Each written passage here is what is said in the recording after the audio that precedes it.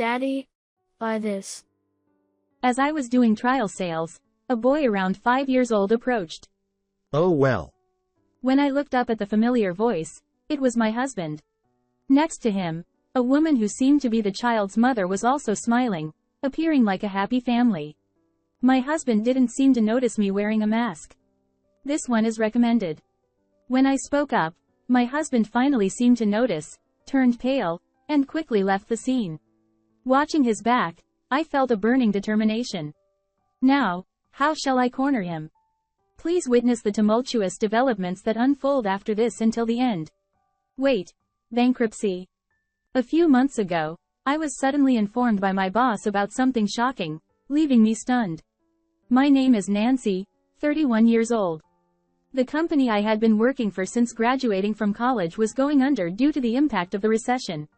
When my husband Jason came home from work, I reported the news to him with a grim expression. In response, he furrowed his brows. Bankruptcy. So what are we going to do now? I'm not okay with supporting you. We've been married for 6 years and we don't have any children. He's a salaried worker at a medium-sized company. He seemed busy with work, often going on business trips at that time. I have no choice but to look for a job where I can work as a regular employee. As I said that, he raised his eyebrows. No, you'll continue to contribute to our finances from next month. Whether it's part-time or temporary, just find a stable job while looking for a permanent one. All right. I'll do that. And so, I immediately registered with a temp agency and started job hunting while working. I was dispatched to do sampling sales at a trendy warehouse-style store. My job is to prepare product samples, offer them to customers, and recommend the products. It was unfamiliar territory for me, but seeing customers' smiles and feeling a sense of fulfillment when they picked up the products I was selling made it worthwhile. I wanted to talk to Jason about this job, so when he returned from his business trip, I approached him. Hey Jason, today at work. I'm not interested in hearing about your job. It's just temp work anyway, right? Without even listening to me, Jason urged me to bring him a beer. As I prepared his evening drink, I couldn't help but feel lonely. Since we both worked, we've shared household chores since we got married. He has a lot of overtime and business trips, so I used to do a lot of the chores, but even when he's home, he helps with household tasks, so I didn't particularly feel any dissatisfaction. However, one day, Jason, your chores are piling up, I said, and my husband, who was fiddling with his phone nearby, looked annoyed. Can't you handle it yourself? Besides, starting today, all the household chores are your responsibility, he said. Huh. I stared at him in disbelief, but he remained unfazed. But we agreed to split the household chores when we got married. I protested. That was when you were a full-time employee, right? Now you're just a temp, so you should do all the household chores. Jason replied as if it were the most obvious thing. Despite explaining that I work as a temp from morning till evening and barely have a day off due to job hunting, he didn't listen. You're just a temp, after all, he repeated. In the end, I gave in, and since then, I've been doing all the household chores by myself. About 2 weeks later, Jason returned home and clicked his tongue disdainfully at the dinner I had prepared. What's with this dinner? There are only 2 side dishes, and the main dish is so lackluster, he complained. I had a long day at work today, so this is all I could manage. I'm sorry. I frowned, but Jason continued to blame me. I'm tired from work. I don't want to come home to such a crappy meal. Insulted by his dismissal of my cooking, I snapped. I work too. I can't make elaborate meals every day. Then Jason sneered. What's with all this working talk? You're just a temp, yet acting all high and mighty, he scoffed. You say that with disdain, but being a temp is still a respectable job. You don't do any housework, but you sure love to talk back, huh? You're nothing but a parasite. Can't live without me, huh?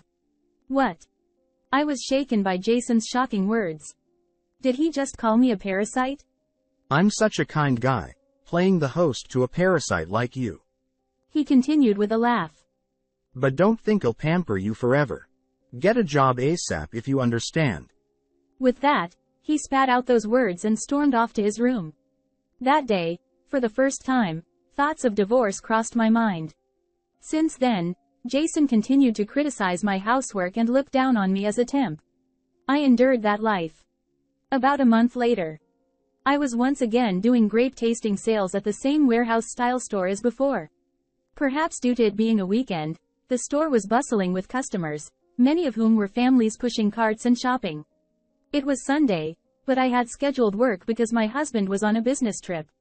Before long, amidst the crowd, a boy around 5 years old ran up to me and pointed at the grapes. Can I have these? I need permission from your parents first. Though there was a rule against giving samples to children without parental consent, the boy's mother, who arrived later, gave her approval, so I handed over the grapes. I'm going to be in the grape group soon. Oh, is that what they call the groups at your nursery school or kindergarten? That's unusual. As I said this, the mother joined the conversation. That's how our nursery school works. We have other groups like the apple group and the peach group. While chatting, a man who appeared to be the child's father arrived late. Dad, buy these. At that moment, I was stunned. The person this unknown child referred to as Dad was supposed to be Jason, who was away on a business trip. Why was he here? I wore a hat and a mask, so he didn't notice me. My husband said, Well, let's buy something for John's promotion celebration. Jason, the boy, and the woman laughing in front of me looked like a happy family. At that moment, I realized everything. Though I wanted to confront my husband immediately, I couldn't argue in front of the kids while at work. With a sense of unease, I managed to speak up. These grapes are recommended. Suddenly, my husband's face turned pale as he finally noticed me. He hastily said, Well, shall we go now? And quickly left with the woman and the child. Unable to leave my post, I watched them leave, burning with determination. Now, how should I corner him? After work, I called Jason multiple times, but he didn't pick up, only sending a brief email.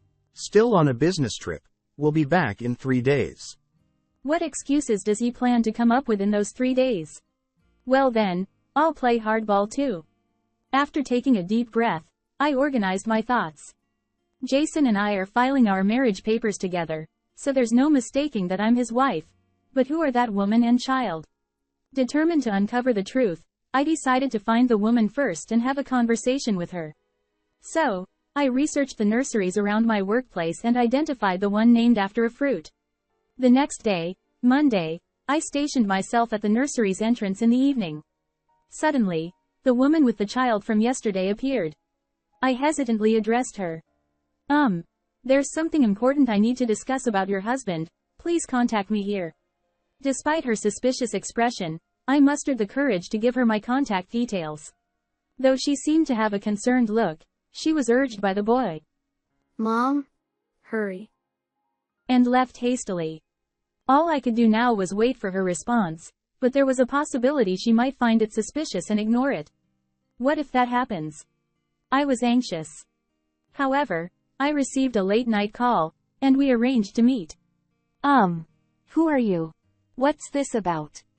When I explained that I was the sample saleswoman from yesterday, she was surprised. Where's your son now? I asked. My husband is watching him. She replied, and I promptly revealed. That man is my husband. I showed her photo albums, residency certificates, and such to convey the truth. She was taken aback. That's terrible, she uttered, her voice trembling as she began to speak. My name is Amy. I divorced my ex-husband and became a single mother due to his infidelity. I run my own business. According to Amy, she met Jason 2 years ago. He confessed his feelings, and they started dating. Her son John also grew fond of Jason, and recently they were practically living together, she said. We were planning to get married soon. I never imagined he was married. I'm truly sorry, even though I didn't know. I recounted to her the things Jason had done and said to me, then asked her. I intend to divorce him. What about you? She opened up with a look of disgust on her face. I can't forgive someone who cheats. Just like with my ex-husband. My love and trust for him have completely dried up. But it's infuriating. I want to get revenge on him in a grand way. I couldn't help but sympathize with Amy's furious expression and said, "Me too." In agreement. And so, we decided to collaborate with each other. You know, that thing you mentioned earlier could be useful for revenge, don't you think? After that, Amy and I schemed our revenge plan against Jason. And so, 3 days after I witnessed Jason's affair, I heard the sound of the front door opening while at home, so I dashed out. "Welcome. Would you like to try some samples?" My husband froze in confusion. It's no wonder, he found me in our house wearing the sample sales uniform and holding a tray, even though I was technically at work. What on earth are you doing? He exclaimed. With Jason visibly flustered, I presented him with a bite-sized piece of salmon skewered on a toothpick. "Fresh salmon. Dad, please have a taste." No matter what he said, I kept insisting, so he gave in and tried the salmon. "How is it? Delicious, right?" My husband stammered. Well, so, what are you? Huh? Suddenly, Amy, also dressed as a sample saleswoman, appeared. "It's not fair if you get all the attention. How about some squid?" My husband exclaimed. Huh? Why is Amy here? He seemed on the verge of collapsing, but Amy, with a smile, just offered him the squid. Finally, Jason even tried the squid. As Jason chewed with wide-eyed confusion, Amy and I smiled at him. "How does it taste?" My husband stuttered. It's delicious. Why exactly? My husband, still unable to grasp the situation, was flustered being caught between his wife and his mistress. "Well, how about you explain things properly from your own mouth from now on?" Amy and I immediately put on stern expressions and sat Jason down on the sofa between us.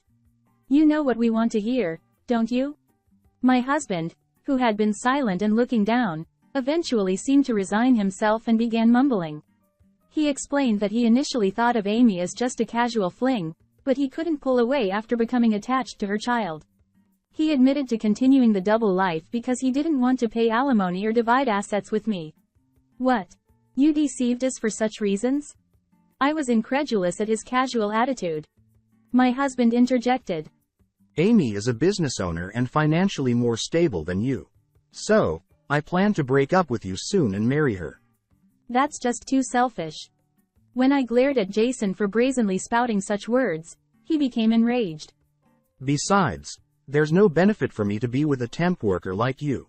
You're just a parasite. Then, he turned to Amy, and as if he were about to propose, he kneeled before her. Amy, you're the only one I love. I'll break up with this woman and be with you. And hey, you were looking for someone to take care of John, right? How about I become a stay-at-home husband? Amy firmly rejected his extended hand. "What? I refuse a lying man like you." Huh? Jason seemed dumbfounded, not expecting to be rejected. That's when Amy launched another attack. "A stay-at-home husband? Don't make me laugh. I have no intention of supporting a money-grubbing parasite." Don't say that. I love you.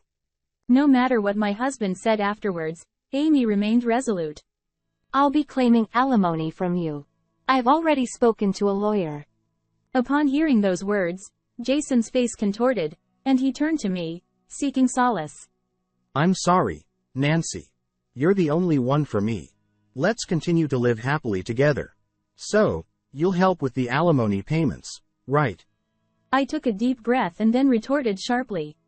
"Don't be ridiculous. I have no intention of starting over with you. We're getting a divorce. You'll pay for your infidelity with alimony and asset division, so be prepared." But, Left dumbfounded by both me and Amy's rejections, my husband wore a bewildered expression for a moment. However, his expression gradually twisted, and he started sweating profusely. I need to use the bathroom. Clutching his stomach, my husband rushed into the bathroom. After a moment of unbearable noises, he stumbled out with a pale face. "Oh? What's wrong?" My stomach. Being someone with a weak stomach and a dislike for seafood, he was already in a delicate state. So, I furrowed my brows and spoke up. "Hey, I'm sorry. Come to think of it, maybe that salmon earlier was meant to be cooked. Amy also chimed in with a half smile directed at Jason. Oh, maybe my squid was the same. Upon hearing that, Jason's face turned even paler. Hey Nancy, weren't we supposed to cook squid and salmon to prevent those things from latching onto us? I nodded solemnly at Amy's words. Ah, this guy's favorite parasites. Are you kidding me? With a shout, Jason returned to the bathroom.